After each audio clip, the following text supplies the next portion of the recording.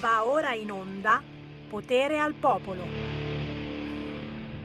Visita, abbiamo bisogno noi di una visita, altro che tutte ste cose che stanno accadendo. Ma cosa succede? Cosa succede, signore e signori? Io vedo davanti a me Giulio Cesare Carnelli, ad esempio. Ma che cacchio ci fai qua? Sembra di essere nel Millennium Bug, il 2000, no? Quando c'era l'Apocalisse. Oh, mamma mia! E poi senti anche tu che puzza di patriarcato tossico. Non si riesce più a respirare. È patriarcato tossico. Non scherzare, Sammy Varin, non scherzare, però su qualunque sito tu vada quest'oggi, qualunque giornale tu possa aprire, si parla soltanto di questo. Colpa nostra, non è colpa di quel ragazzo che ha ucciso Giulia, no, la colpa è nostra. Il Partito Democratico strumentalizza questa tragedia, la tragedia di Giulia, perché serve l'educazione affettiva. E proprio di questo, signori, parleremo questo pomeriggio. Non me la lascio scappare. Arriva la Ravetto alle 15, la sua rassegna stampa che parla proprio di questo, parla proprio di donna, parla del rapporto che abbiamo noi con la donna. C'è davvero bisogno di questa educazione all'affettività, però il PD e la sua educazione all'affettività significa gender, significa insegnarti quanto è bello cambiar sesso. E tu dici, ma Sammy Varin, sarebbe stato così bello se il Filippo avesse deciso semplicemente di cambiare sesso, non rompeva i coglioni, non uccideva nessuno, ma cambia sesso, ma che non l'ha cambiato il sesso, ha ucciso lei. Parleremo anche di questo nella trasmissione di Sammy Varin, Potere al Popolo, in onda ogni giorno dalle 13 alle 15, in replica la mattina molto presto dalle 5:30 alle 7:30, ma parleremo naturalmente anche di guerra, perché strisciante c'è ancora sempre di più la guerra, e strisciante, mica poi tanto, arriva l'immigrato, e ce ne abbiamo qui di tutti i colori, ragazzi, ed è un altro problemino, perché sai che da quella parte se noi abbiamo problemi affettivi di patriarcato, da quella parte il patriarcato è assoluto. L'uomo comanda sulla donna e gliene fanno di tutti i colori. Bisogna anche dirlo. Tu dici, spunta il razzista in senso buono di Sammy Varin. Alle 13:30 ne parliamo oggi. È con Michela Mercuri, che è docente di cultura, storia e società dei paesi musulmani. Ci faremo spiegare cosa stiamo rischiando. Mica arriverà anche una guerra di religione? Ci siamo già noi cattivi, arrivano anche loro. Misteri, apparizioni, sparizioni. Ma subito, subito, ragazzi, signori, c'è la canzone indipendente, una canzone tosta, tostissima, che rilancia un bel problemino, già, un problema che abbiamo tutti noi con la società odierna. Volete sapere quale? Vi passo un grande amico di Sammy Varin e di Radio Libertà. Lui si chiama Walter Di Gemma!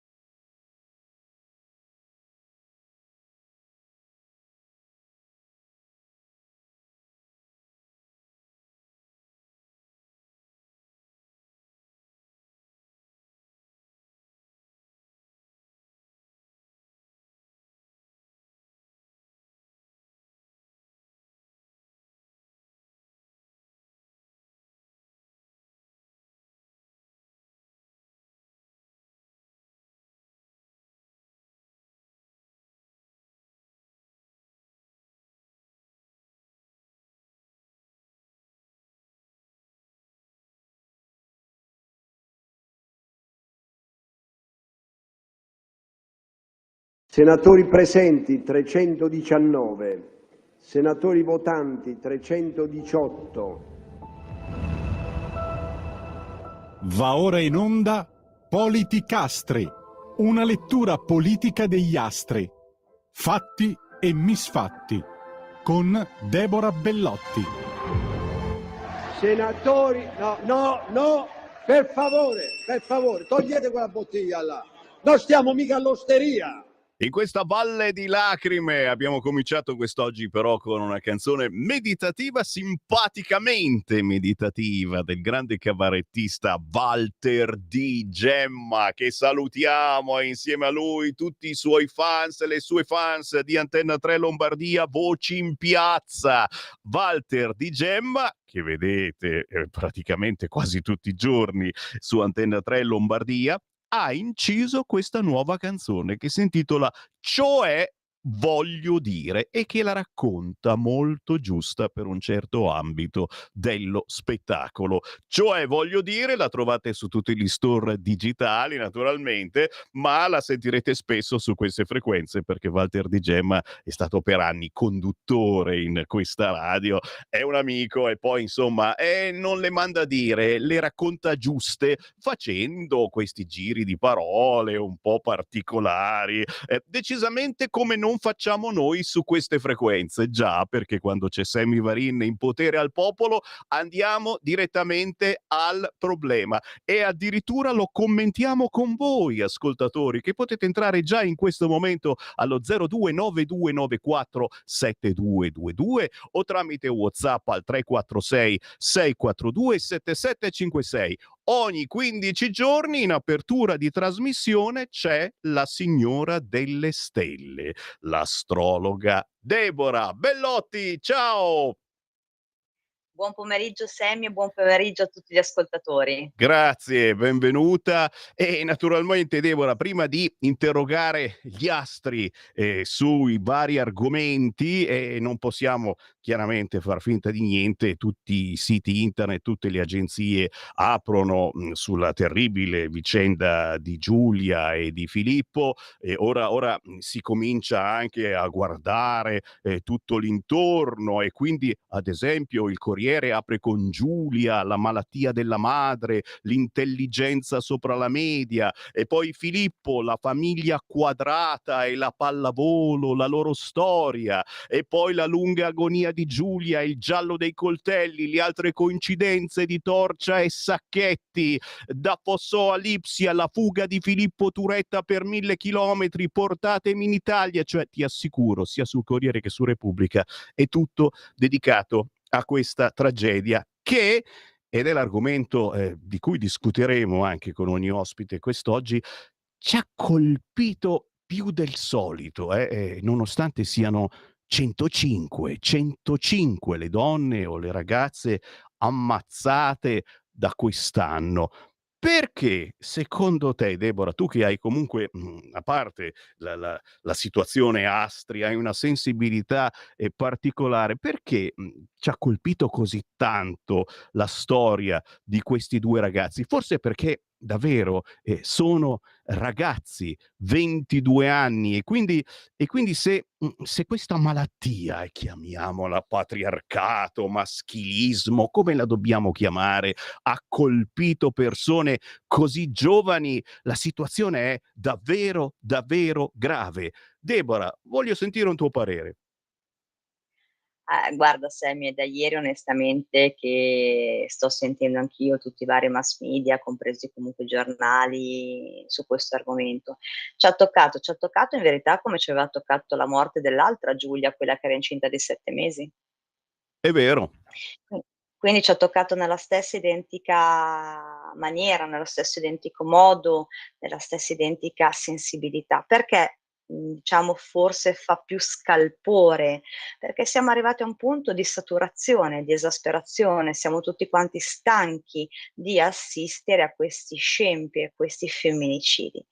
Poi dire che, come ieri ha detto la sorella di Giulia, siamo una nazione con un forte patriarcato. No, io sono contraria. Io più che altro andrei a cercare il problema nell'educazione, in questi ragazzi che sono fragili, in queste famiglie che, parliamoci chiaro Sammy, non sono come le nostre. Noi veniamo da una realtà dove avevamo papà che si faceva un mazzo dalla sera alla mattina e mamma, che appena le cose andavano storto a scuola o ci comportavamo male, c'arrivava, ti dico: "Ah, ciabattate in testa". Cioè, non so se tu ti ricordi, avevamo le nonne, avevamo i nonni che ci tiravano per le Certo. orecchie, cioè quindi è una realtà completamente differente.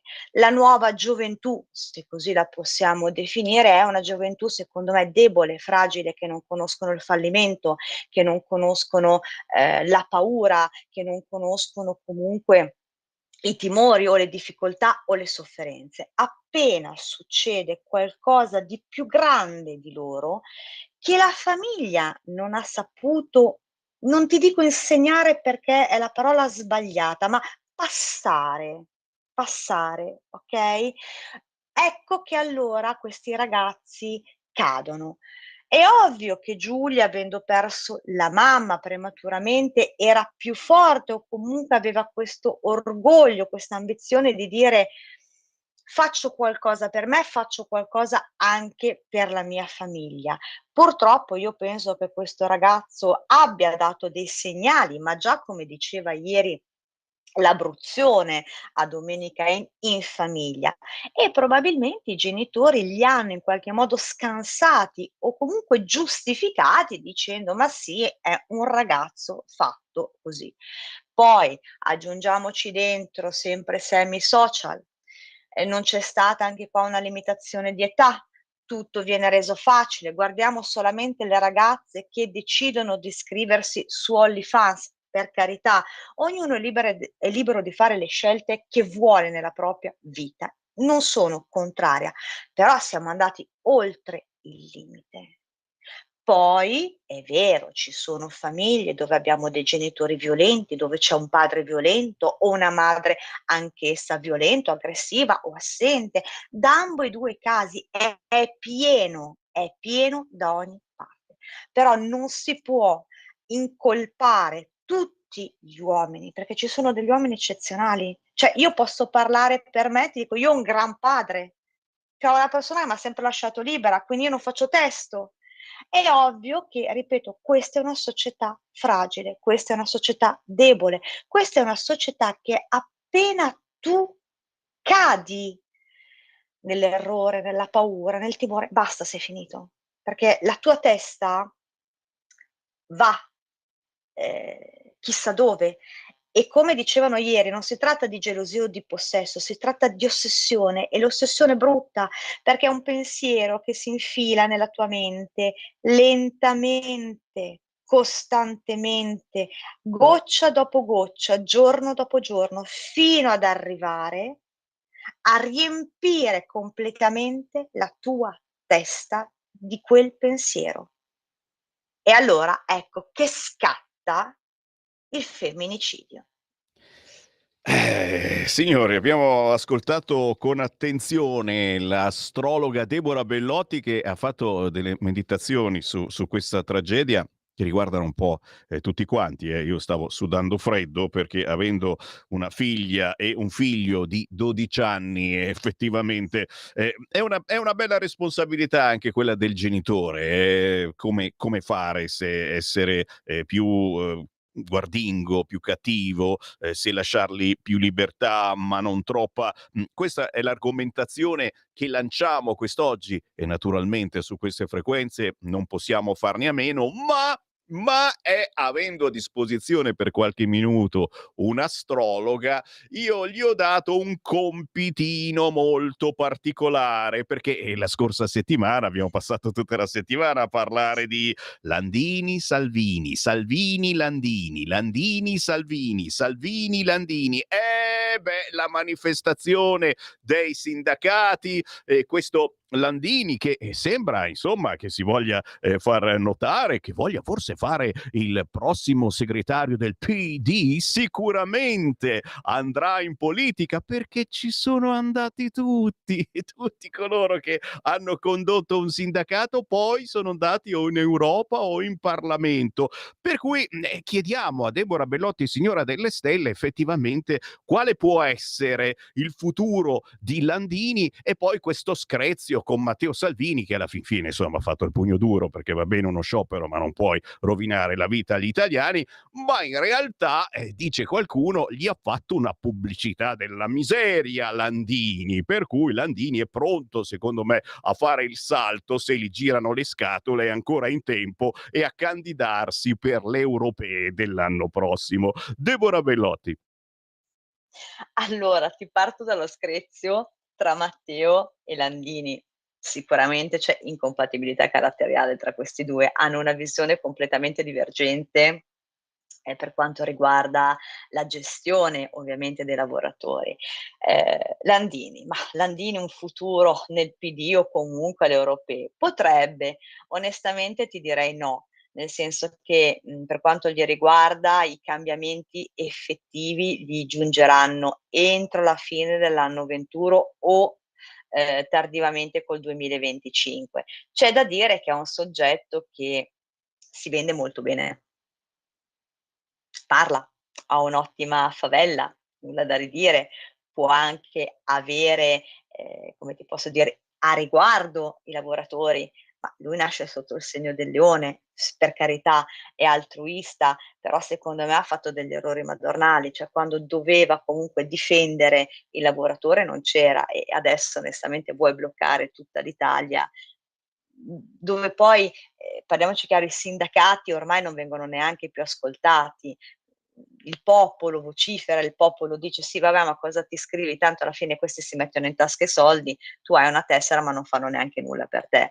Quindi bisognerebbe un po' ripensare, di stare dalla parte dei lavoratori, quindi di non mettere tutto nel solito pentolone, buoni, cattivi, desiderosi di lavorare e invece completamente falliti, ecco. Dal mio punto di vista, ripeto, poi per carità, la politica lo sappiamo tutti che dall'oggi al domani può cambiare completamente, perché sottobanco ci sono gli accordi.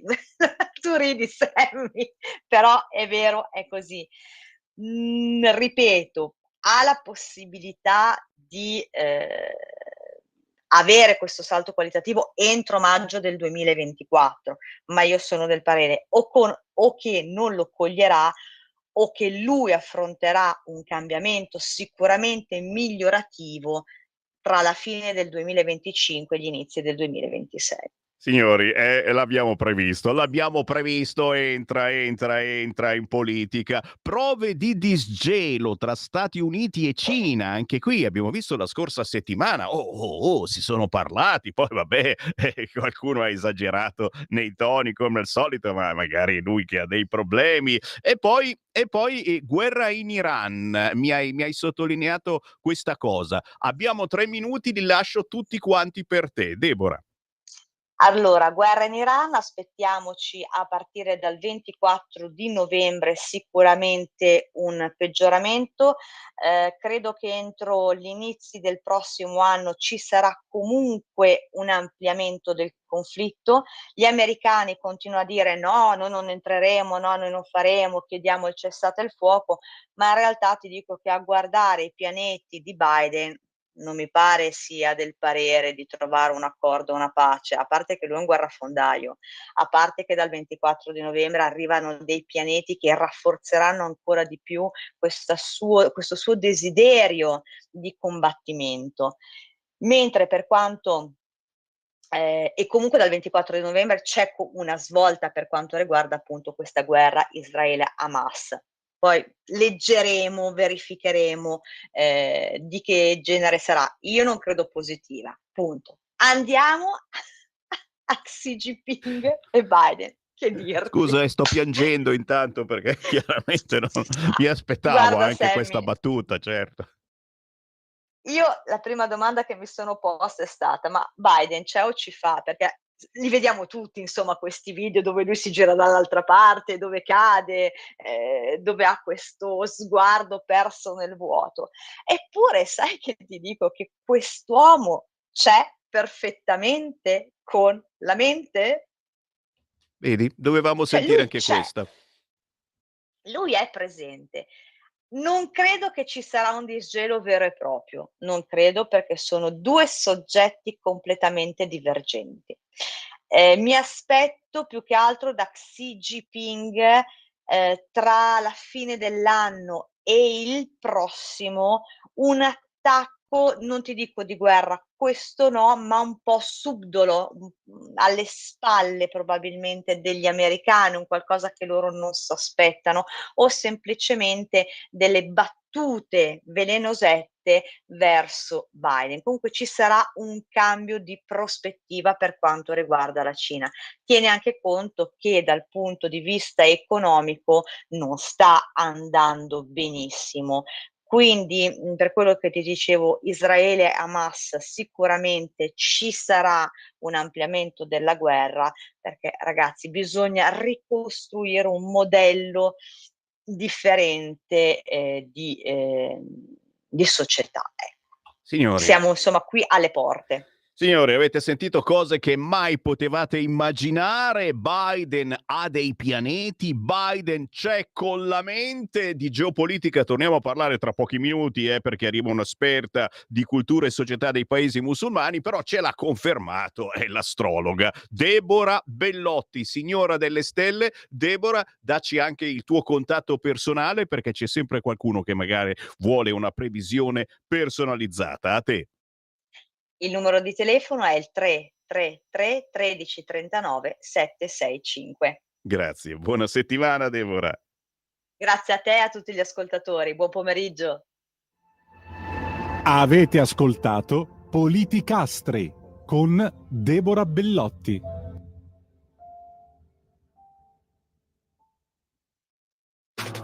Stai ascoltando Radio Libertà. la tua voce libera, senza filtri né censura. La tua radio.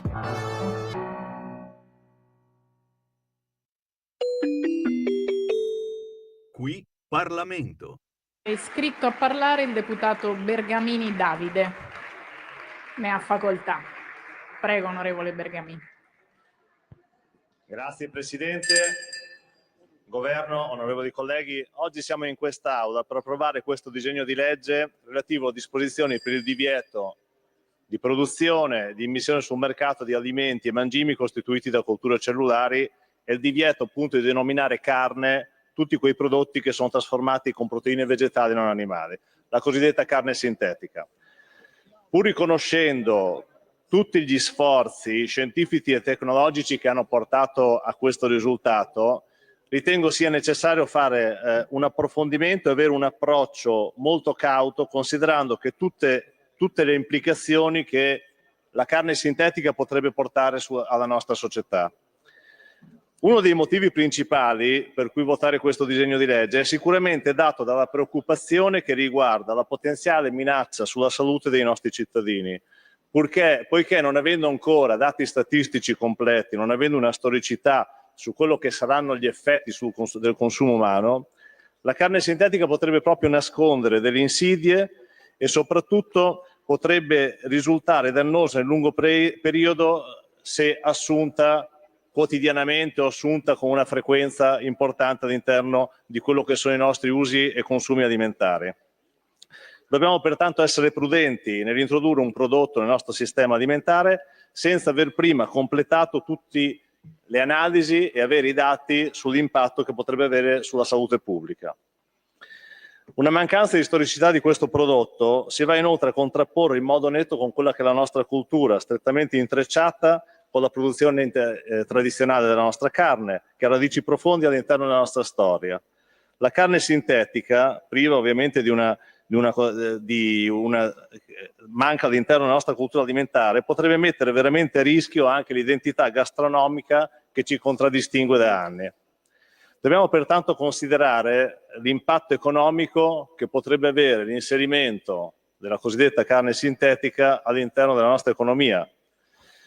Consideriamo che le produzioni tradizionali di carne rappresentano per il nostro paese non solo una fonte di sostentamento per molti, ma anche un patrimonio economico e culturale che ci rappresenta all'interno di tutto quello che è il mercato internazionale del settore agroalimentare.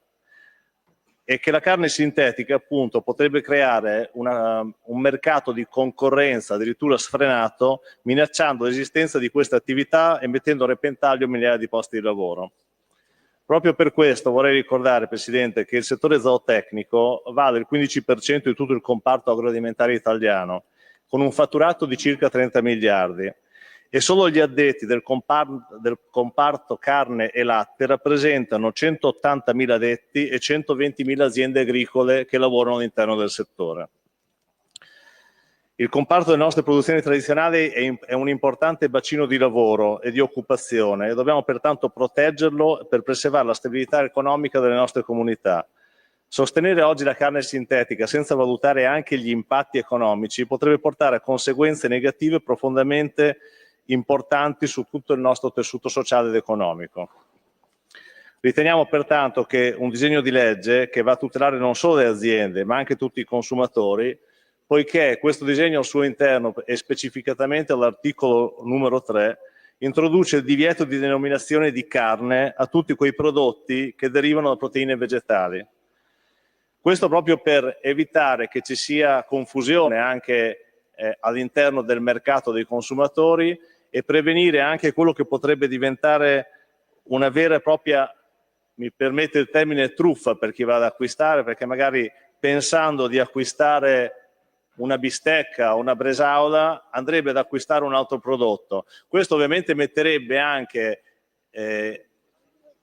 anche ad una concorrenza sleale da parte di quelle aziende che si andrebbero a consolidare sul nostro mercato interno e porterebbe ovviamente danni che sono facilmente identificabili all'interno del mercato italiano. Diciamocelo chiaramente, Presidente, il nostro Paese sicuramente con l'introduzione della carne sintetica o con nomenclature fittizie, con prodotti con nomenclature fittizie, potrebbe risultare sicuramente il Paese più penalizzato all'interno dei mercati internazionali, all'interno del sistema mercato europeo, proprio perché le nostre eccellenze sono riconosciute a livello internazionale e una concorrenza sleale da parte di prodotti che nulla hanno a che fare con quello che sono i prodotti della nostra tradizione, ai quali siamo abituati da sempre, porterebbe sicuramente la maggior penalizzazione del mercato italiano all'interno di quello globale. Voglio ribadire inoltre che questo disegno di legge va sicuramente nella direzione corretta, poiché permetterà di adottare un approccio prudente verso un qualcosa che non ha una storicità e andrà a preservare sicuramente la salute dei cittadini, poiché tiene in considerazione tutti quegli effetti che oggi non conosciamo, ma che potrebbe produrre sull'intera collettività nel caso in cui non ci fosse un'analisi approfondita con un dibattito ponderato che permetta di prendere decisioni e plasmare anche quello che è il futuro alimentare e socio-economico del nostro Paese. Qui Parlamento.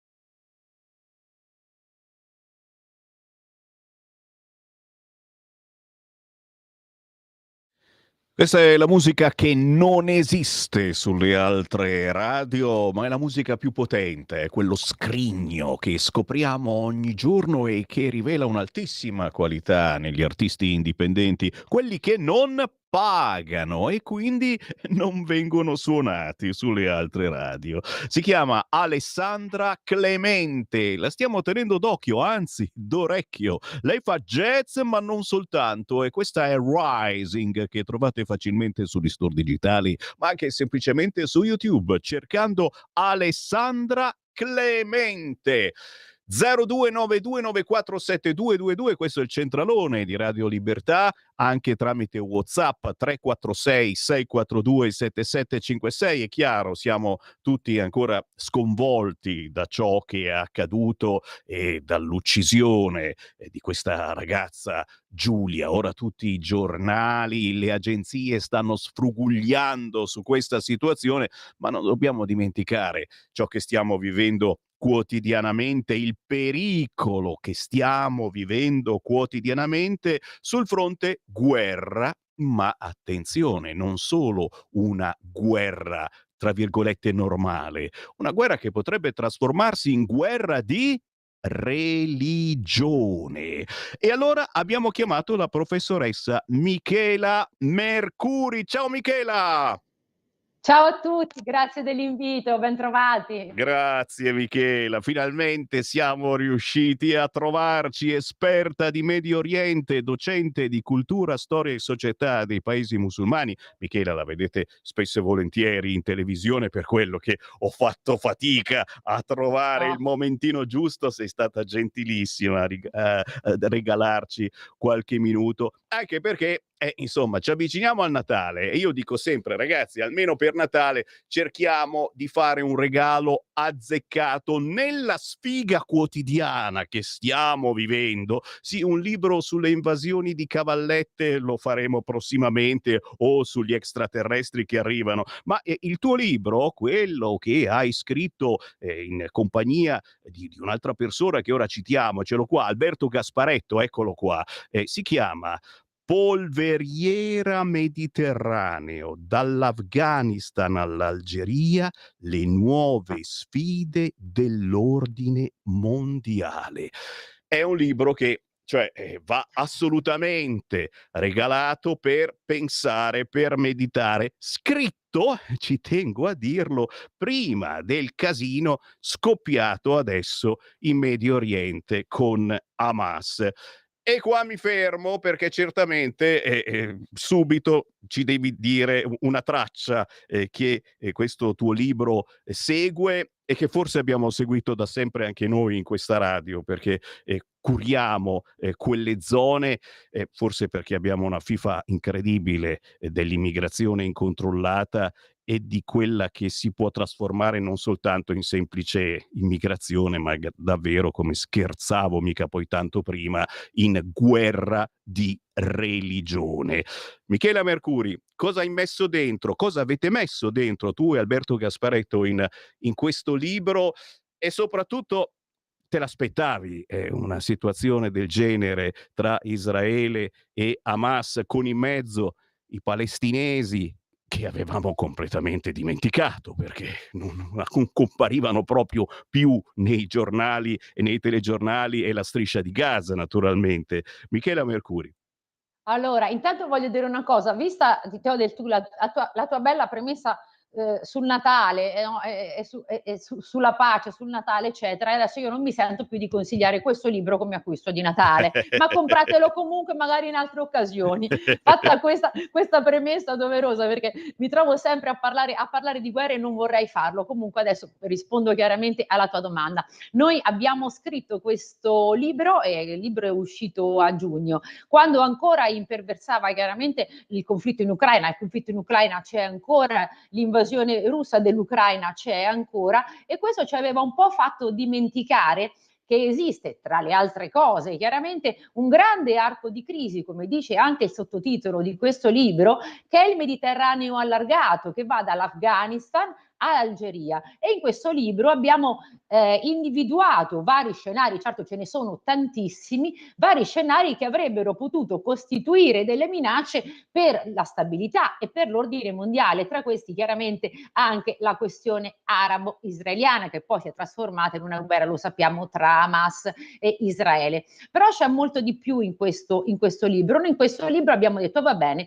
allora in questo momento tutta l'attenzione mainstream è concentrata sul conflitto in Ucraina, ma non dobbiamo dimenticare che proprio a sud, no, vicino alle nostre coste, ci sono paesi come la Tunisia, come l'Algeria, come la Libia, in cui il tema migratorio purtroppo è un tema che è sempre all'ordine del giorno, ma ci sono anche altri paesi, allarghiamo lo sguardo, come per esempio l'Iran. L'Iran in questo momento è un paese profondamente coinvolto anche nella guerra tra Hamas e Israele, che sia stato o meno il mandante, questo non lo sapremo mai, se entrerà nel conflitto non credo, ma non lo sapremo mai, eccetera.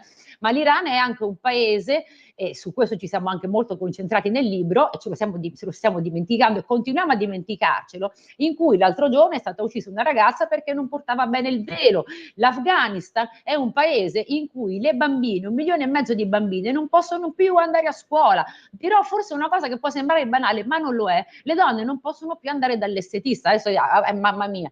No, con questo si perde una parte e si vuole togliere alle donne la loro femminilità, il loro diritto di esistere. Poi ci siamo occupati di tanti altri paesi, dico l'ultimo, poi se vuoi approfondiamo, la Siria. Noi pensiamo che la guerra in Siria sia finita? No ragazzi, la guerra in Siria non è finita. Noi parliamo ogni giorno di bambini che muoiono, beh in Siria continuano a morire tantissimi bambini sotto alle bombe. E poi abbiamo analizzato tanti altri scenari come la proiezione della Turchia, in questo momento molto vicina ad Hamas, l'Algeria che è il nostro principale fornitore di gas, ma è un paese che si è schierato anch'esso molto con Hamas. Quindi ci sono tante cose che avevamo in qualche modo tentato di prevedere, ma non pensavamo di avere la sfortuna che si avverassero così in fretta, purtroppo. Mamma mia, tu dici di non comprare il tuo libro per Natale? No, no, no, questo è da comprare subito, è da comprare subito e soprattutto magari se siete un po' anche quotidiani giornalisti, perché alla fine lo si diventa tutti quanti giornalisti, magari non vi arriva il tesserino, però dobbiamo esserlo per capire che cosa sta accadendo, per capire chi ha ragione, ci interessiamo sempre di più al mondo e vedete quante guerre dimenticate che in un telegiornale forse se le inserissimo tutte il telegiornale dovrebbe durare giorni e giorni. Signori, stanno arrivando anche WhatsApp al 346 642 7756, ci hai citato l'Iran, ma anche altre zone dove ci sono altri usi, altri costumi e noi abbiamo appena finito di parlare quel dramma che abbiamo ancora sotto gli occhi, quei due ragazzi, e abbiamo parlato di patriarcato tossico. E questi personaggi che vivono in Iran, che hanno un'altra religione, praticano proprio questo patriarcato tossico, considerano le donne un oggetto. Abbiamo visto in tante trasmissioni, solo su determinati canali, chissà come mai, e come anche chi vive qua in Italia pensa che la donna debba stare chiusa in casa, a fare esclusivamente le pulizie e accudire i bambini. È un rischio che stiamo vivendo quotidianamente. Poi ci sono delle storie drammatiche proprio che vedono questi immigrati che vivono tranquillamente nel nostro paese e ogni tanto combinare fatti gravissimi, tipo quello che abbiamo visto nelle scorse ore. Qual è il rischio di questa immigrazione incontrollata? Adesso giustamente il Partito Democratico, la sinistra, chiede di inserire questi corsi sull'educazione affettiva e devo dire che forse ne abbiamo bisogno, però loro poi l'educazione affettiva la spingono verso gay, lesbiche, transessuali, pansessuali, non si capisce più niente già magari alle elementari. Allora la destra ha paura a inserire questi corsi educazione affettiva. La sto facendo semplice, però alla fine è proprio così.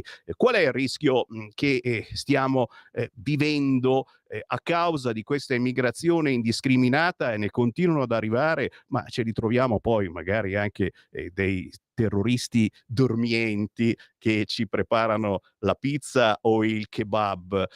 A cosa dobbiamo fare soprattutto attenzione e che ci stiamo dimenticando, perché ci sono troppe cose a cui pensare, Mercuri? Tu hai messo tantissime cose sul tavolo. Io parto dall'ultima cosa che hai detto, no?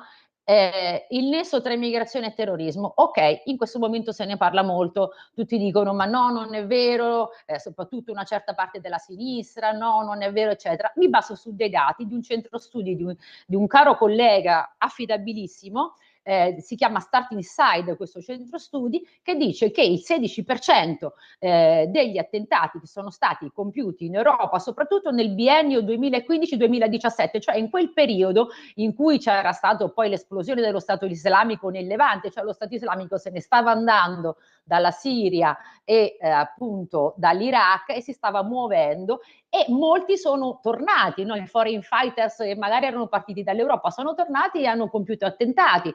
L'attentatore di Bruxelles, l'ultimo, no? il tunisino, era arrivato in Tunisia nel 2010, dalla Tunisia in Italia nel 2010 su un barcone. Non sappiamo se era radicalizzato, se si è radicalizzato dopo, eccetera, eccetera.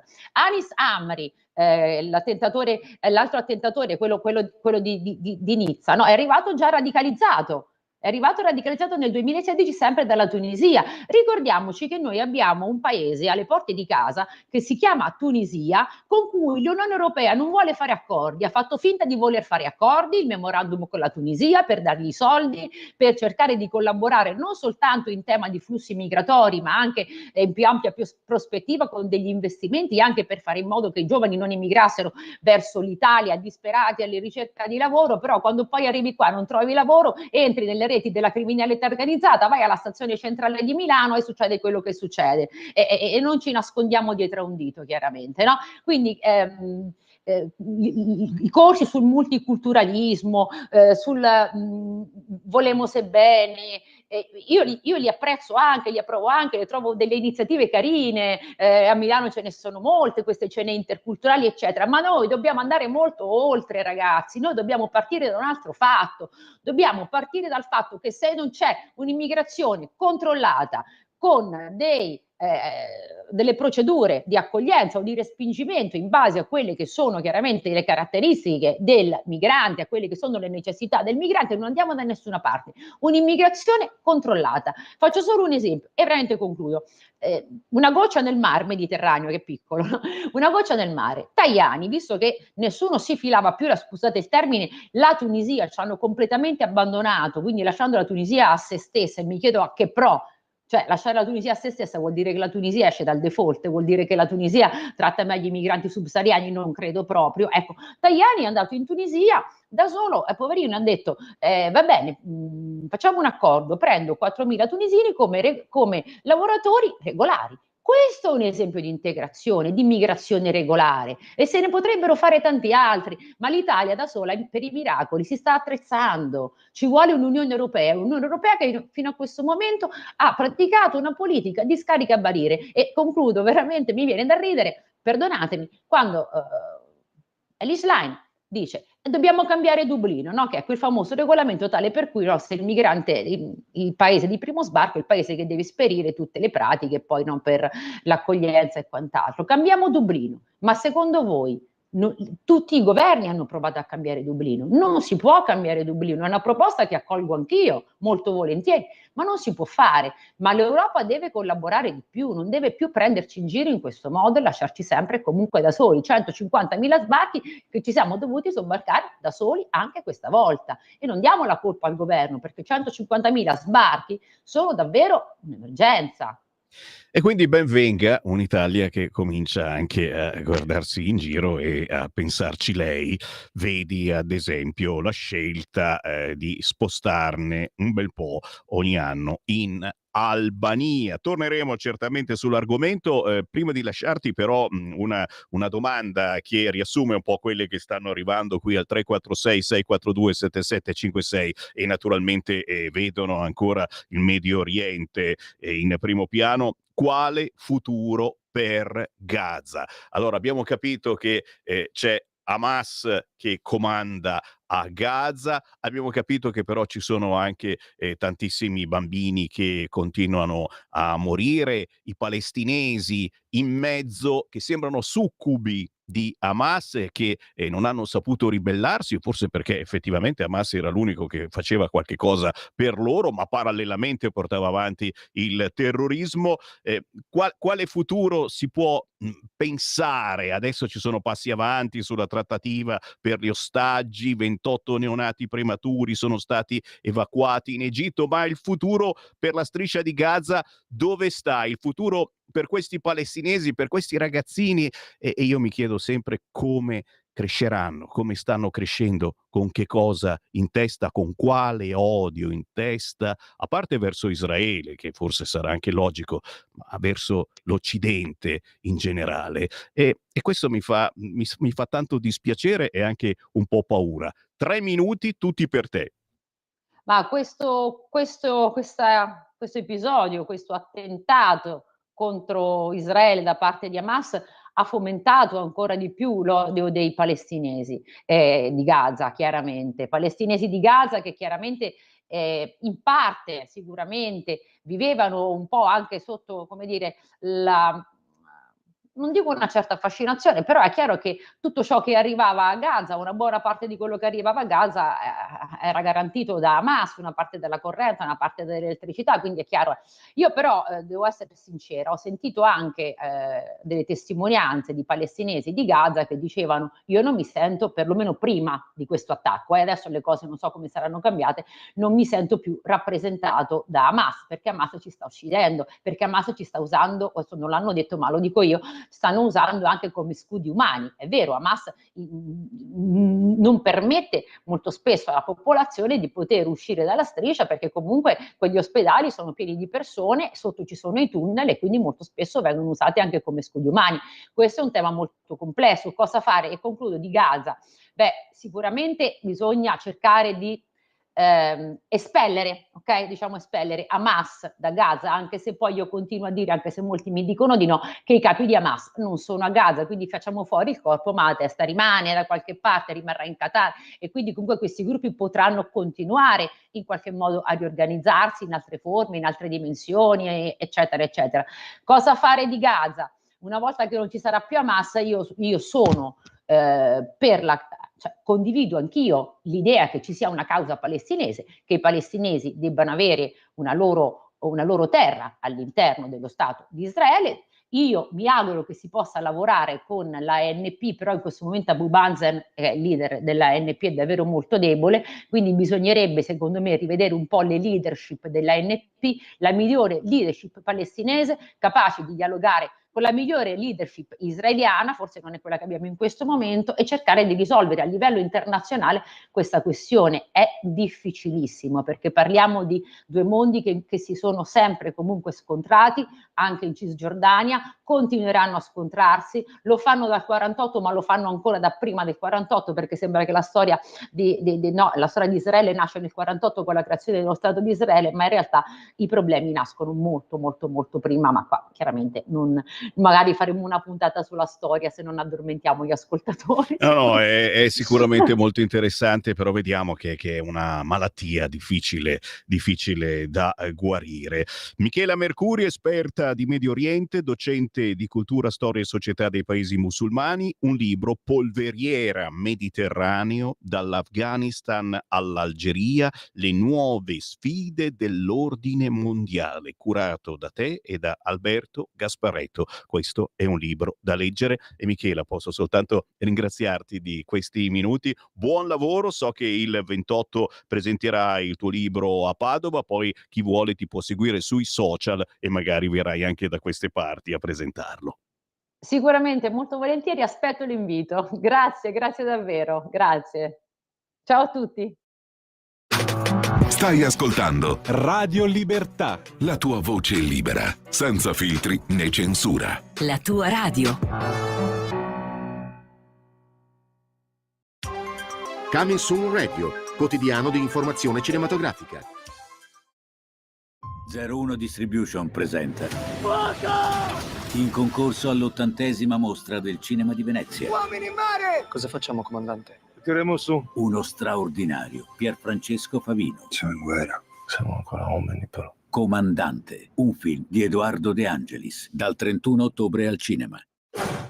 Signor Snow, a che cosa servono gli Hunger Games? L'attesa è finita. Il vostro ruolo è trasformare questo gioco di sopravvivenza in uno spettacolo. Scopri come tutto ha avuto inizio. Siamo in diretta!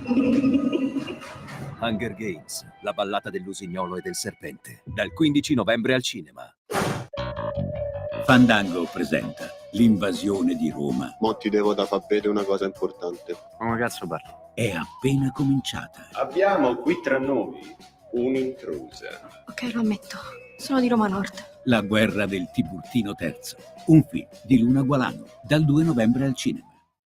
Da Ridley Scott, regista de Il Gladiatore. Vi chiamate? Napoleone. Il vincitore premio Oscar Joaquin Phoenix. Devo avvertirvi, io non sarò il secondo al comando. Io sono destinato alla grandezza. La candidata al premio Oscar Vanessa Kirby. Volete il successo, ma siete una nullità senza di me. Napoleon, dal 23 novembre al cinema.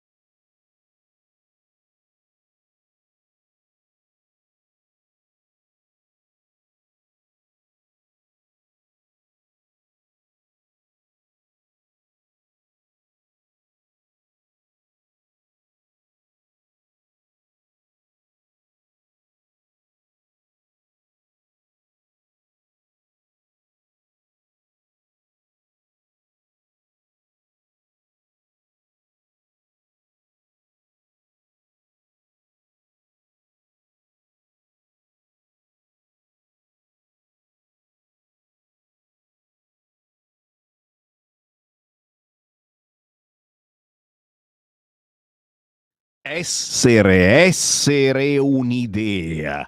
Potente questa canzone, potente e che fa pensare certamente, perché abbiamo tutti ancora negli occhi la triste vicenda di Giulia e Filippo. Vestiti di tutti questi dischi che ora parlano di te.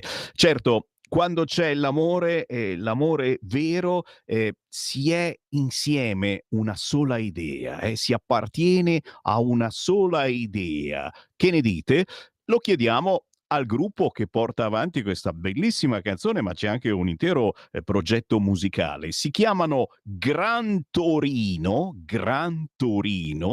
e con noi Daniele Berni. Ciao! Ciao ragazzi, grazie per l'ospitalità. Grazie a te Daniele, ci dai forza con un pezzo che parla di una storia d'amore, una vera storia d'amore, come questa è una vera canzone d'amore. E allora ti chiedo davvero, visto che purtroppo siamo sulla notizia, l'amore purtroppo può diventare tossico, si chiama così ormai, anche molti artisti ne hanno accennato nelle loro canzoni. Che cosa tratta invece il vostro pezzo e come avete voluto inserire l'argomento amore, l'argomento unione e il bello, come dicevo prima, quando l'unione funziona, è bello pensare che si fa parte di un'unica idea, ma te lo lascio spiegare. Daniele Verni, Gran Torino. Grazie infinite per la splendida introduzione. Come dicevi tu, siamo in tempi bui, siamo in tempi dove i forti sentimenti a un certo punto si travestono di opposto e dall'amore nasce odio, possessività e tutto quello di peggio che ci può essere. E Essere un'idea sì, è un pezzo che parla di amore, nasce perché è dovuto, il testo è dovuto alla mia paternità, la nascita di mio figlio, anche se non è una cosa che si legge tra le righe. E questo perché nel nostro modo di scrivere abbiamo sempre tenuto tanto al fatto che un ascoltatore possa vestire un brano che sente, che gli dà emozioni come meglio crede. Quindi anche se il testo di Essere un'idea parla di una cosa stupenda come la nascita di un bambino, in realtà è un amore che può coinvolgere qualsiasi persona in questo mondo, che sia padre, figlio, che sia una madre, una figlia, che siano due genitori, che siano due amici. L'amore non ha confini. Semplicemente questo brano, questo testo parla del fatto che a volte nella vita inaspettatamente accadono cose che vanno a cambiare la nostra scala dei valori e in questa scala di valori la nostra posizione. Spesso ci vogliamo bene, giustamente, quindi pensiamo a noi in primis. In realtà un amore, ripeto, qualsiasi esso sia, va a cambiare la scala dell'importanza, quindi mentre prima pensavamo a noi, dopo noi diventiamo una parte, diciamo così, del quadro e spesso e volentieri dal primo posto passiamo indietro nella classifica. Questo perché c'è un amore che è più importante, che è da proteggere, da meritare, che sia un figlio, che sia un compagno o una compagna o qualsiasi persona. Quindi Essere un'idea parla proprio di questo, una Vediamo se ritorna il collegamento, si è frizzato, vediamo se... Eccolo, sei tornato forse, Daniele. Sì, dicevo che appunto questa presa di coscienza va a cambiare il nostro modo di vedere le cose. Certo, ed è una cosa bellissima. Poi se date una sbirciata al video di Essere un'idea dei Gran Torino vi rendete conto anche di cosa stiamo parlando. Gran Torino, ma siete di Bologna?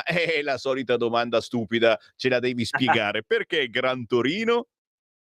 Non esistono domande stupide, anzi questa è una domanda al quale noi teniamo molto, perché Gran Torino deriva direttamente dal film, come lo chiamiamo noi, dello zio Clint, dedicato alla Ford Gran Torino, ovviamente. Quando è nato il progetto stavamo cercando un nome che ci piacesse, che ci coinvolgesse. In quel periodo era appena uscito questo capolavoro incredibile di Clint Eastwood, e abbiamo tratto una conclusione tutta nostra, diciamo che non è mai troppo tardi per fare qualcosa di buono, come nel film si vede questo personaggio che ha tutta una storia che lo coinvolge, che lo va a cambiare. E quindi abbiamo rubato pari pari il nome dal film. E ci teniamo tanto, ovviamente. E beh, poi è comunque una bella situazione da portare avanti, e con tutti i nomi pazzeschi che uno si inventa. Questo è molto molto elegante. Senti, c'è un intero progetto acustico da ascoltare. Di cosa si tratta? Qual è il vostro pubblico, che è molto vasto, perché alla fin fine è dal 2013 che siete nati musicalmente insieme. Esatto. Avete fatto anche delle tappe belle toste. Cosa contiene questo progetto acustico? Allora, abbiamo pubblicato qualche mese fa questo EP acustico con 6 pezzi, 3 presi dal primo disco e 3 presi dal secondo.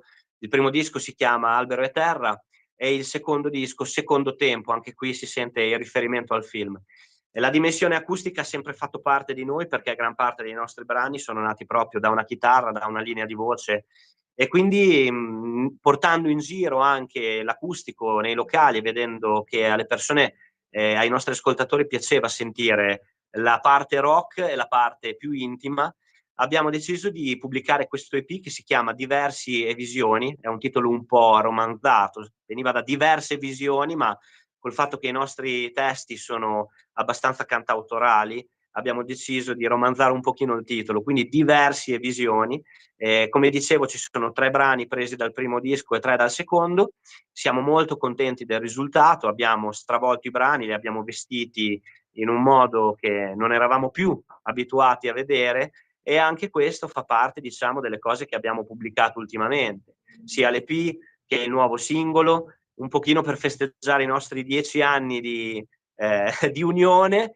E oltretutto siamo da poco diventati un trio, siamo partiti come un duo, quindi non ci sentiamo più tanto soli, nel senso che è entrato anche Matteo Cappelletti alle chitarre. Prima eravamo solo io, voce, batteria, e Marco Paradisi al basso, e quindi insomma c'è tanta carne al fuoco, nonostante il periodo non sia il massimo per potersi esibire. Delle piccole realtà come noi stanno ancora pagando il prezzo del Covid, molti locali hanno chiuso, si fa più fatica a trovare posti dove suonare, ma non molliamo, teniamo botta, andiamo avanti e speriamo di calcare più palchi possibili. Assolutamente sì, e quindi signori, il segreto sta a seguire questi artisti e scoprire che magari vengono a suonare nella vostra zona, e poi soprattutto questi arrivano da Bologna, e Bologna c'è una certa garanzia di qualità. E allora, dove trovare i Gran Torino? Dove ascoltare questa canzone? Questa canzone è facilissimo, Essere un'idea, la trovate proprio su YouTube, Essere un'idea Gran Torino. Ma per seguirvi cosa bisogna scrivere? Su Instagram naturalmente ci siete, e vorrei vedere. Certo. Su Instagram ci trovate scrivendo Gran_Torino_Bologna, mentre su Facebook ci trovate digitando Gran Torino Music. Sono le nostre pagine, aggiungiamo tutte le news, potete vedere le nostre brutte facce, tutto quello che facciamo, date comprese, che stiamo cercando di fissare il più possibile. Ne abbiamo fatta una sabato sera, è andata molto bene, si sente forse anche dalla voce, quindi lì trovate tutte le novità della band. Cercate di seguirci, perché ne abbiamo bisogno, e colgo l'occasione anche per ringraziare voi che date la possibilità a delle piccole realtà come noi di avere voce e di farsi ascoltare. Roba buona, signori, piccole realtà, ma roba buona, un assaggio di quella che è la musica indipendente più saporita. Grazie a Daniele Berni del gruppo Gran Torino. Buona musica! Grazie a voi, un abbraccio da tutti noi, a presto. Segui la Lega è una trasmissione realizzata in convenzione con La Lega per Salvini Premier.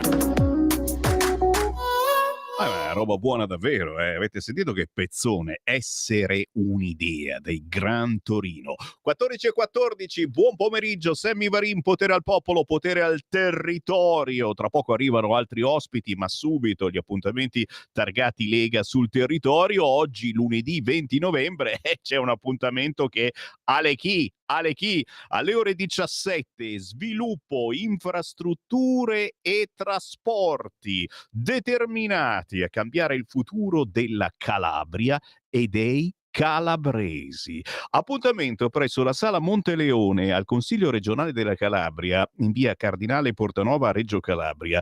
È un appuntamentone perché intervengono Filippo Mancuso, presidente del Consiglio regionale della Calabria, Giacomo Saccomanno, commissario regionale della Lega, Giuseppe Mattiani, consigliere regionale della Calabria, presidente della Quinta Commissione Riforme, Claudio Durigon, sottosegretario di Stato al Ministero del Lavoro. Conclude i lavori Matteo Salvini. Un'occasione è perché ci segue dalla Calabria e c'ho qua il programma dettagliato. Qui di seguito il programma per la visita del segretario federale Matteo Salvini del giorno ore 14:30, signori, tra pochissimo inaugurazione della sede della Lega a Reggio Calabria, sita alla via Domenico Muratore 41C e incontro con i militanti. Alle ore 15 conferenza stampa e alle 17, come annunciato, il convegno con Regione Calabria, sviluppo, infrastrutture e trasporti. Direi che è un'occasione bellissima perché ci segue dalla zona di incontrare Matteo Salvini, ma soprattutto di fare squadra con chi questa Italia la vuole far ripartire. Veniamo a Milano, serata in sezione a Milano questa sera, lunedì 20 novembre alle ore 21 in Viale Toscana si parla di medicina territoriale e sistema emergenza-urgenza. L'argomento sanità, uno dei più spinosi anche qui in Regione Lombardia, quindi immagino dalle altre parti. Questa sera se ne parla nella sezione della Lega di Milano, in Viale Toscana 12, con la senatrice della Lega Maria Cristina Cantù. Vi aspettiamo per parlare di medicina territoriale e sistema emergenza-urgenza. Appuntamenti da non scordare, targati Lega sul territorio, mamma mia, ce n'è tantissimi. Da dove parto? Questa sicuramente, sabato prossimo 25 novembre alle ore 17, violenza contro le donne, vecchi e nuovi pericoli. Una riflessione sulle molteplici forme di violenza contro le donne con una particolare attenzione su Bologna. Sabato 25 novembre alle 17, appuntamento a Bologna in via Battindarno 123 presso la Sala Falcone Borsellino. Interverranno Maria Rachele Ruiu, membro del direttivo di Provita e Famiglia, portavoce della manifestazione per la vita, onorevole Gianni Tonelli, segretario generale aggiunto SAP, moderatore Matteo Di Benedetto, capogruppo della Lega a Bologna. Bello questo appuntamento per parlare di violenza sulle donne, ma anche di quello che ci sta intorno, perché adesso ne parleremo poi tra mezz'ora con Laura Ravetto. Si vorrebbe fare squadra, o meglio il PD ha proposto di fare squadra per fare cultura, per fare educazione affettiva nelle scuole, ma bisogna capire quale educazione affettiva fare nelle scuole. Chiaramente aspettiamo anche le vostre meditazioni al 346 642 7756. Lo ripeto, sabato 25 novembre Maria Rachele Ruiu, Gianni Tonelli, Matteo Di Benedetto si trovano a Bologna, via Battindarno, ore 17 alla Sala Falcone Borsellino. Appuntamenti da non scordare, sabato 2 dicembre alle 18 il congresso della Lega Giovani Media Pianura, ore 18, Sala Civica Dalmine, via Betelli, numero 21, a seguire cena e discoteca. Cena di Natale martedì 5 dicembre alle 20. La Lega di Ceriano Laghetto Ravetto vi invita alla Griglieria Raffaele di via Piave 1 a Ceriano Laghetto per la cena di Natale con importanti rappresentanti della Lega. Ancora segnalazioni e ce n'è un'altra che riguarda il Piemonte. Il 17 dicembre la Lega del Verbano Cusio Ossola vi aspetta alla Bocciofila Possaccio di Verbania. Anche qui un pranzo di Natale con l'onorevole Alessandro Panza, europarlamentare della Lega, l'onorevole Alberto Gusmeroli, deputato della Lega, Alberto Preioni, capogruppo della Lega in Regione Piemonte, e Enrico Montani, segretario della Lega Verbano Cusio Ossola. Ospite d'onore è casa sua, è lui è anche il capo della Lega in Piemonte, l'onorevole Riccardo Molinari. Ce n'è ancora? No, direi di no, abbiamo detto quasi tutto praticamente. Eccolo qua, no, mi stavo dimenticando, c'è questa. Venerdì 24 novembre ore 17:30 l'onorevole Lancini vi invita al convegno Economia e Territorio e la transizione green. Dove sta la verità? Si parla di Europa, signori, sapete bene che si vota tra pochi mesi, tu dici ora del 9 giugno, ecco il 9 giugno è dopodomani, bisogna convincere tanta gente ad andare a votare per riformare il Parlamento europeo, per rifondare questa Europa, perché poi è il Parlamento europeo che porta avanti la Commissione europea. Potremmo davvero cambiare tutto quanto, fare certamente questa politica green, ma che sia sostenibile da parte dei territori. Venerdì 24 novembre, ore 17:30, presso la Fiera di Treviglio, Economia e Territorio, con tanti ospiti, e c'è anche l'onorevole Lancini. Ci fermiamo per il Segui la Lega, ma in arrivo un altro ospite che tra poco vi presento. Segui la Lega è una trasmissione realizzata in convenzione con La Lega per Salvini Premier. Sì, intanto arrivano anche tanti WhatsApp al 346 642 7756. Sono in molti arrabbiati per questa cosa che la sinistra ancora una volta giustifica i ladri. Vi faccio vedere il titolo del quotidiano La Verità: quanta cagnara per norme di buonsenso. Si parla del decreto sicurezza e parleremo anche di questo alle 15 con l'onorevole Laura Ravetto. Contro il decreto sicurezza la sinistra giustifica i ladri. La stretta su furti e recidive scatena i progressisti che di colpo scoprono il problema delle mamme delinquenti ignorate per anni. Eppure ex ministri Dem si riducono a spiegare i reati con la povertà.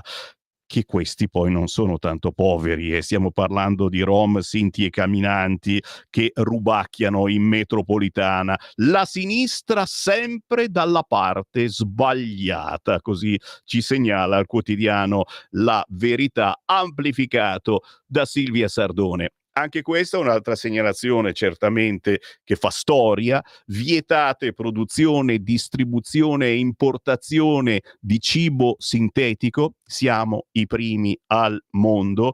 E io lo ribadisco, non è tanto una cosa, ecco vedi, voi non volete la tecnica, lo studio, si portano avanti tutte queste culture anche per capire dove si può andare, sì, tutto, va bene tutto, semplicemente l'Italia è il paese dove si mangia meglio al mondo, e questo è un bollino blu che abbiamo voluto avere, vietando il cibo sintetico, il cibo fatto in laboratorio, che non vuol dire che naturalmente queste colture si portano avanti per altre situazioni mediche. C'è bisogno di cellule, certo, le facciamo nascere in laboratorio, ma per mangiarle ci pensiamo magari ancora un pochettino, poi in futuro le mangeremo, certo, come le patatine con dentro i vermicelli, ma io li sto cercando da tutte le parti, non le trovo ste patatine. Se mi dite dove si può trovare, magari, è vero, è vero. Milano Far West di stupri e furti, anche qui signori in settimana avremo il focus Lombardia, ma per Sala è solo un complotto dei media, e anche qui c'è arrabbiatura, perché pare che la sinistra quando parli di queste situazioni non esiste proprio, per loro è soltanto una percezione, e allora noi inseriamo pene più severe per chi aggredisce uomini e donne delle forze dell'ordine. E li facciamo anche portare una pistola in più se c'è bisogno. E anche lì, ragazzi, la polemica. Una pistola in più, cosa vuoi che sia? Semplicemente quella d'ordinanza, quando queste persone sono fuori servizio la potrebbero portare, semplicemente è pesante, è grossa, è la beretta del Far West, e quindi se vogliono comprarsi a loro spese, of course, una pistolina, lasciagliela portare, non va bene. Dopo che cosa succede? Ma che sono poliziotti? Stiamo parlando dei poliziotti, dei carabinieri che fuori servizio possano portare una pistolina. Anche qui bisogna fare polemica. Torneremo anche su questo argomento, ma adesso 5 minuti con l'umanitaria padana. Ieri per motivi tecnici non abbiamo potuto mandarla in onda e mi sembra giusto collegarci con Sara Fumagalli. Ciao Sara! Ciao Sami, grazie mille, grazie per questa opportunità che mi dai di questi 5 minuti, perché avremmo voluto appunto ieri nella nostra trasmissione fare un saluto, un ricordo di una nostra cara amica che è mancata, è un'amica anche di questa radio, perché per tanti anni ha condotto anche trasmissioni sulla Lora Radio Padania, e parliamo esattamente di Ornella Caglioni. Ornella Caglioni è stata per tanti anni presidente dell'Umanitaria Padana e ancor prima presidente dell'Associazione Donne Padane, ed era proprio con l'Associazione Donne Padane che teneva uno spazio settimanale sulla radio, e con l'Umanitaria Padana anche ha fatto tante trasmissioni, soprattutto in qualità di nostra presidente. Per diversi anni abbiamo portato avanti tutte le nostre attività umanitarie. Ornella era malata da tempo, era in una struttura perché a noi negli ultimi tempi poi aveva una malattia neurodegenerativa, e quindi già da un po' di anni, insomma, aveva così, è stata forse le ultime cose che ha fatto proprio quando stava bene, e anche quando iniziava ad avere i suoi primi problemi sono stati proprio le sue amatissime associazioni, al punto che anche quando fu ricoverata lei spessissimo citava l'Umanitaria Padana, le donne padane, anche quando così si andava a trovarla. Le piaceva proprio parlare di questi argomenti, e la cosa bella per i tanti ascoltatori che possono averla conosciuta è che Ornella ha sempre avuto quel suo sorriso fantastico, perché era una persona molto affabile, molto sorridente. Tutti la ricordano in simbiosi, sempre vicinissima al carissimo marito, che è Guglielmo Redondi, che è il nostro attuale presidente di Umanitaria Padana, e che appunto le diede il cambio quando appunto la malattia iniziava a farsi sentire, e quindi sconsigliava proprio il fatto che Ornella così un po' non se la sentiva più neanche lei, perché era caduta, si era fatta molto male, quindi aveva avuto dei problemi anche fisici notevoli, e quindi era andato avanti il marito nell'impegno. E l'Umanitaria Padana vuole ricordare Ornella Caglioni sia come grande amica, come grande presidente, come grande organizzatrice, perché lei organizzava un sacco di eventi, cioè tutte quelle serate molto impegnate in cui si parlava di tanti temi, a volte temi sanitari. Ricordo i primi convegni che abbiamo fatto, ma vi parlo di 20 anni fa, anzi anche prima addirittura negli anni 90 avevamo fatto delle serate che si titolavano Giù le mani dei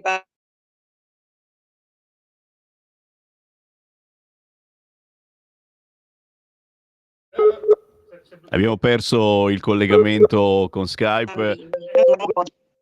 Eccoti, forse ci sei di nuovo, Sì, Sara, scusaci. mi senti, Sammy? Sì, sì, vai pure ancora, gli ultimi 2 minuti. Pronto?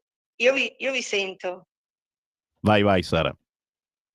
Non vi... Pronto? Sì, Sento più Sara, gli niente. ultimi 2 minuti per te, ti sentiamo bene.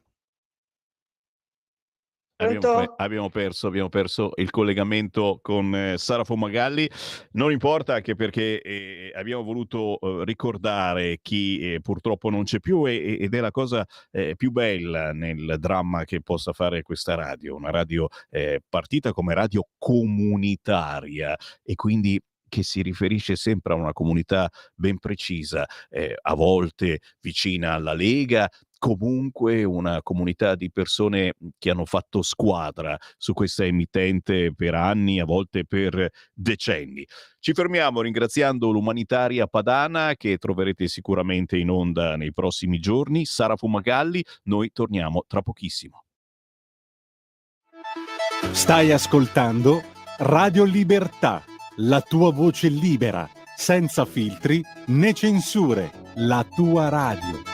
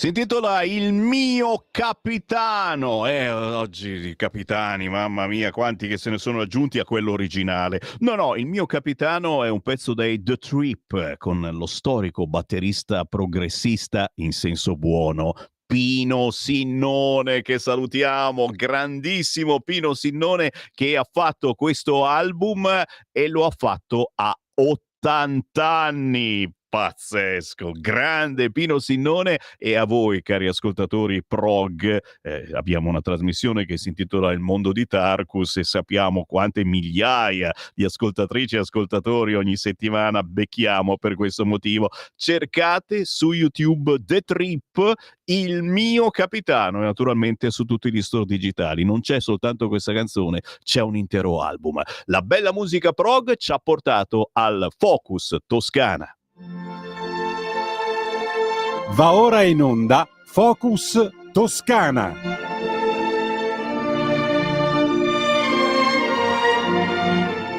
Un piacere parlare di territorio, ogni giorno lo facciamo con diversi gruppi Lega sul territorio. Oggi andiamo in Toscana con l'ex portiere di Fiorentina e Milan, campione del mondo nell'82, oggi consigliere regionale della Lega in Toscana, Giovanni Galli. Ciao! Ciao, buon pomeriggio. Piacerone di ritrovarti su queste frequenze. Naturalmente chi ci segue in diretta può commentare con noi allo 0292 94 7222 o tramite WhatsApp al 346 642 7756. Le notizie dal territorio e non soltanto. Calcio, e noi partiamo dal restauro dello stadio Franchi di Firenze, approvato dalla sovrintendenza. Andando sul Corriere Fiorentino, scrivono proprio oggi: lavori allo stadio Franchi, Fiorentina al Padovani, ecco quanto costa adeguarlo. Via la procedura di restyling, per giocarci viola dovrebbero pagare 4,4 milioni. A inizio 2024 dovrebbero partire i lavori al Franchi e perciò dalla prossima stagione per i viola servirà una nuova casa. Giovanni Galli, qual è il tuo pensiero su questa scelta di restyling? Ma intanto la scelta, parliamo del Franchi di per sé, perché è una storia lunga quasi 20 anni. Cioè nel 2001, quando arrivarono i Della Valle che propose, ma c'era stato anche prima i presidenti precedenti che avrebbero voluto intervenire per fare un impianto nuovo. Nel 2001 si è partiti con cercare un'area nella zona fiorentina, nel comune di Firenze, per poter fare il nuovo stadio nella nuova casa della Fiorentina, con un investimento privato. Prima erano i Della Valle e dopo commisso. Purtroppo i luoghi non sono mai stati trovati, nel senso che c'era un costo eccessivo per gli oneri da parte del privato, così che a quel punto ci siamo resi conto: ma del Franchi che ne facciamo? E questo è successo nel 2020. Prima si cercava di trovare la casa della Fiorentina da un'altra parte, non tenendo conto di quello che poteva essere e che poteva succedere al Franchi. Non trovando appunto un interlocutore, cioè né Della Valle né commisso, a quel punto ci siamo resi conto e si è iniziato con la destabilizzazione mediatica: ma il Franchi non può fare la fine del Flaminio di Roma. E allora tutto è andato, si è tutto convogliato proprio sull'impianto, il vecchio Artemio Franchi. In quel momento Nardella con l'allora ministro dei beni culturali, che era Franceschini, decisero di inserire proprio lo Stadio Franchi come monumento culturale ad alta attrazione, un bene culturale ad alta attrazione turistica. Così che il governo decise di investire inizialmente furono 90 milioni, che poi con le varie rivalutazioni, i costi eccessivi, appunto l'aumento delle materie prime, si è arrivati a 150. Ma lì allora l'amministrazione, nella persona del sindaco Nardella, non si sono fermati e allora hanno chiesto altri 55 milioni, cercando di usufruire di quello che è una missione da parte dell'Europa, non del PNR, scusatemi, andando a trovare come fondi nelle aree degradate, no, la riqualificazione delle aree degradate. Inizialmente era stato presentato un progetto enorme, lo stadio, un centro commerciale con tanto di parcheggi, un albergo, e quell'area lì sarebbe dovuta diventare un'area sportiva, addirittura tutta pedonalizzata. Poi piano piano non si è trovato chi potesse fare, il privato che potesse fare, perché il commisso si è tirato fuori, così che i 150 milioni sono andati tutti esclusivamente allo Stadio Franchi e i 55 sono rimasti fuori perché l'area degradata che loro avevano inserito in questo piano era l'area di Campo di Marte. Ora, a Firenze ci sono tante aree periferiche della periferia che sono degradate. L'unica che sinceramente non ha questo appellativo è proprio l'area di Campo di Marte, dove un appartamento mediamente costa 4.000 euro al metro quadro.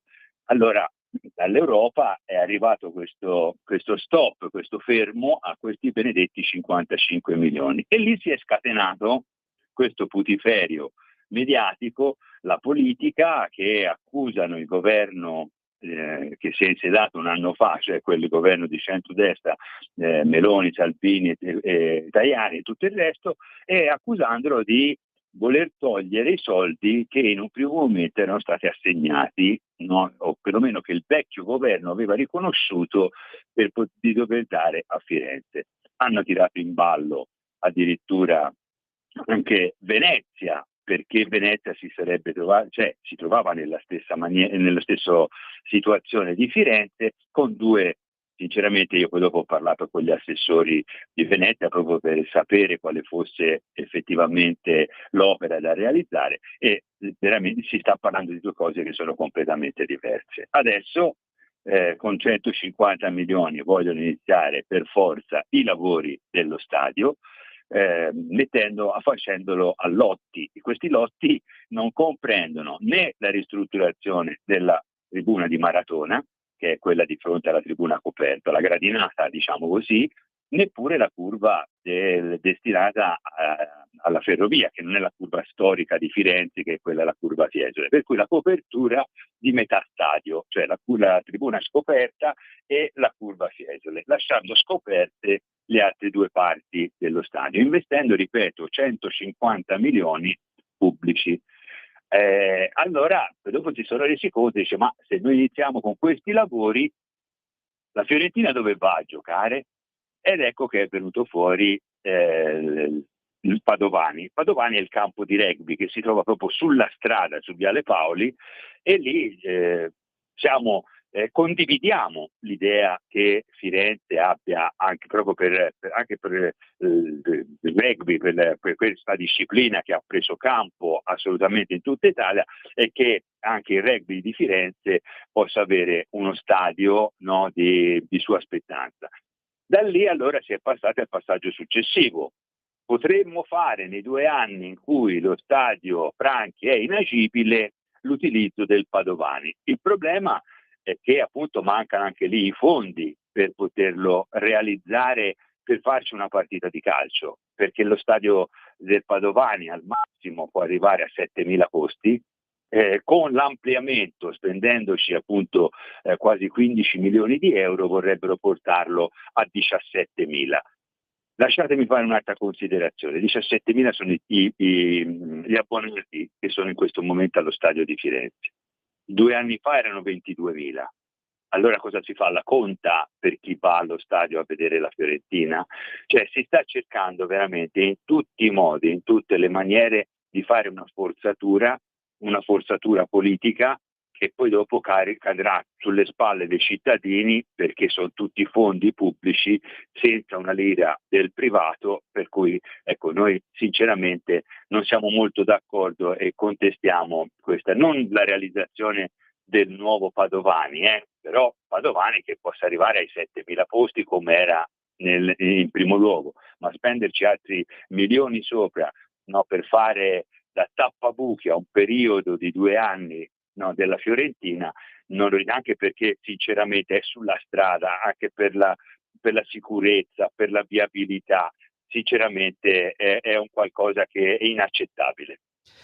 Questo è il pensiero della Lega di Giovanni Galli con noi, e stanno arrivando WhatsApp al 346 642 7756, ma se volete potete entrare anche in onda con noi dal vivo chiamando 0292947222. Parliamo di Lega e questo weekend c'è stato il direttivo regionale a Firenze con Salvini. E parlando di Firenze, insomma, parliamo di una delle poche città in Toscana ancora in mano al centro-sinistra.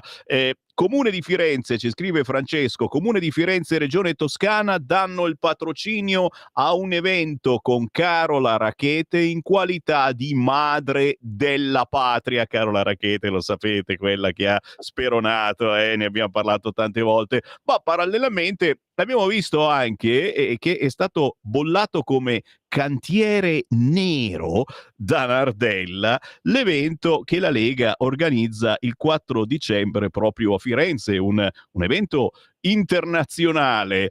Giovanni Galli, cosa ne pensi? Perché questi pretendono di avere Firenze è la loro città e la Lega non può entrare, o se entra, naturalmente dobbiamo chiedere scusa di esistere. Giovanni Galli. Sì, no, è inaccettabile perché non più tardi di 2 settimane fa il sindaco Nardella ha chiamato tanti sindaci d'Europa in un convegno che è stato fatto a Firenze, tutti sindaci, premetto, di centrosinistra o di sinistra, spendendo i soldi pubblici, perché sono stati spesi i soldi della città metropolitana. Questo è un evento che la Lega, il nostro segretario Salvini, ha deciso di portare a Firenze, coinvolgendo personalità importanti a livello europeo. Ecco, questo non si può fare.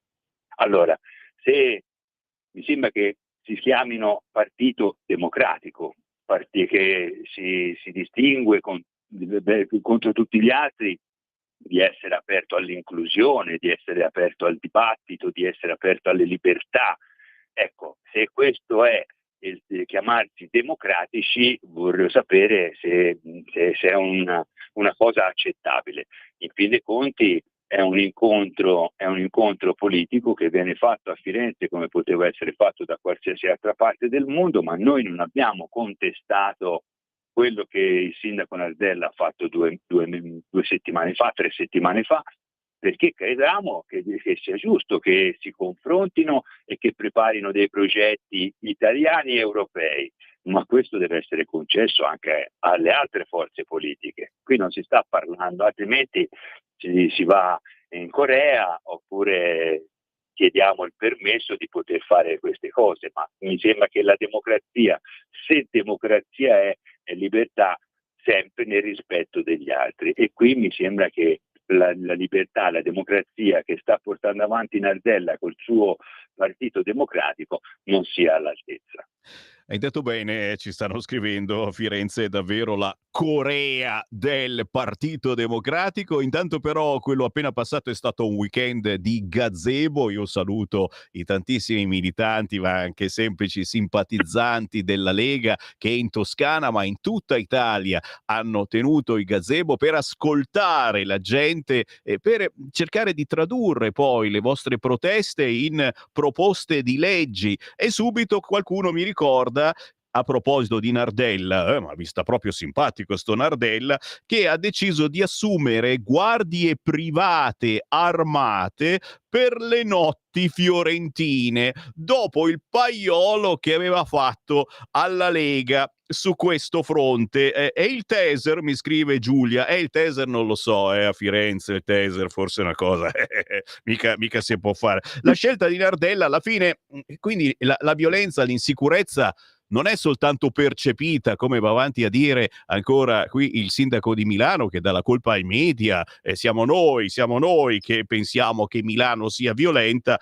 A Firenze si sono resi conto forse che è il caso di stare un po' più attenti, e addirittura Nardella ha assunto guardie private armate per le notti fiorentine. Giovanni Galli. Allora, nel 2009 io mi sono candidato a sindaco di Firenze e il mio competitor era il lanciatissimo nella politica Matteo Renzi, del quale Nardella era il fido scudiero. E io nella campagna appunto elettorale avevamo proposto, proprio come centrodestra, avevamo proposto quelle che loro andavano a definire le ronde, no? Non vogliamo le ronde nella città di Firenze, noi siamo una città aperta, una città del dialogo, addirittura squadristi, ci dettero degli squadristi, ci dettero dei fascisti, proprio perché volevamo ex militari, ex carabinieri, ex finanzieri che ormai erano andati in pensione, che potessero girare per la città e poter fare un controllo senza armi, senza niente, ma con un occhio allenato a quelle che potevano essere, no, le difficoltà del momento, e segnalare poi dopo alla centrale della polizia, alla centrale dei carabinieri, quelle che potevano essere le difficoltà del momento, di quello che stava succedendo in città. Ecco, fummo definito come, ripeto, squadristi, fascisti, perché volevamo la città non deve essere militarizzata. Ecco, a distanza di 15 anni, 14 anni, mi sembra che si stia andando in quella direzione, ma credo che utilizzare le persone che hanno avuto esperienza, ripeto, sul territorio della polizia municipale, dei carabinieri, della polizia, anche della polizia stradale, dei finanzieri che sono in pensione e che hanno la disponibilità e che possono mettere a disposizione la loro esperienza, no, non va bene. Quello non va bene. Bisognava, hai capito, cioè avere le guardie, dovevamo essere noi del quartiere, dovevamo essere noi cittadini a denunciare, a fare, per poi trovarsi, come si è visto molto spesso, implicati addirittura in processi perché ti sei permesso di intervenire a salvare una persona che era stata aggredita, una persona che era stata assalita. Ecco, e questo è un po' il passaggio che adesso non ci deve, devo dirti, rendere felici, perché questo vuol dire che la nostra società sta sempre comunque peggiorando, però l'avevamo visto con grande anticipo, con largo anticipo, però come succede, io ormai è 15 anni che sono sempre all'opposizione a Firenze e in Toscana, come hanno sottolineato tanti nostri ascoltatori, e purtroppo le nostre proposte vengono sempre bocciate, vengono sempre respinte, perché non si ha l'apertura mentale di poter condividere quello che è un percorso. Poi siete voi che state guidando la regione, ma se da un'altra parte arriva un'idea, arriva un suggerimento che può essere a vantaggio, che può essere, non dico neanche risolutivo, ma che può aiutare, no, i nostri concittadini, perché respingerle sempre a prescindere, respingerle sempre senza neanche confrontarsi, senza neanche leggere le nostre mozioni, i nostri emendamenti, niente, ce li bocciano. Questa è la democratica toscana. Chiaro.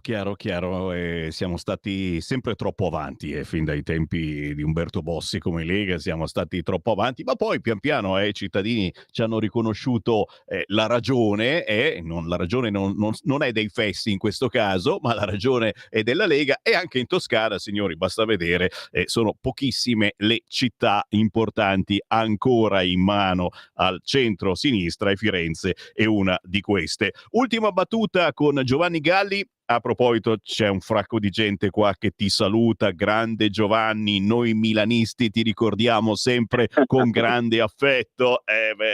Insomma, stiamo parlando con un personaggione. Anche Matteo ogni volta che mi vede mi saluta, mi fa ciao milanista. È vero, campione del mondo nell'82. L'ultima battuta me la chiedono sul pedaggio sulla Firenze-Pisa-Livorno, un pedaggio. Io non ho mica capito che non dovrebbero pagare tutti, ma se lo dovessero pagare anche soltanto le categorie commerciali, alla fin fine sarebbe un costo che andrebbe a gravare su di noi. Bravo, bravissimo, accaduta. No, ma il problema più grande è che vorrebbero costituire un'altra società proprio che si occupasse proprio della Firenze Pisa-Livorno, per cui un nuovo carrozzone, un nuovo consiglio d'amministrazione. Loro hanno valutato in 14 milioni gli introiti che potrebbero servire per la manutenzione, no, della Firenze Pisa-Livorno, che effettivamente è molto congestionata. Addirittura si è parlato di fare la terza corsia e tutto, che è praticamente impossibile poterla realizzare, ma hai detto giustamente tu, poi dopo se sono i camion che devono, visto l'area che è altamente produttiva, perché ci sono le concerie, no? Ci sono tutti queste nell'area di Santa Croce, San Miniato, quelle sono tutte aree ad alta concentrazione di industrie che tutti utilizzano i camion per muoversi e il camion deve pagare il pedaggio. Ma allora l'azienda che poi dopo fa muovere i camion, il costo del pedaggio dove lo rimetterà poi? Sul prezzo finale. E sul prezzo finale a chi va in carico? Al cittadino. Per cui indirettamente sarebbero dei costi che andremo sempre e comunque a pagare noi. Non scherziamo, davvero, non scherziamo. Focus Toscana, non posso veramente che ringraziare tutto il gruppo Lega di Regione Toscana e Giovanni Galli. È stato un grande piacere. Grazie, buon pomeriggio a tutti.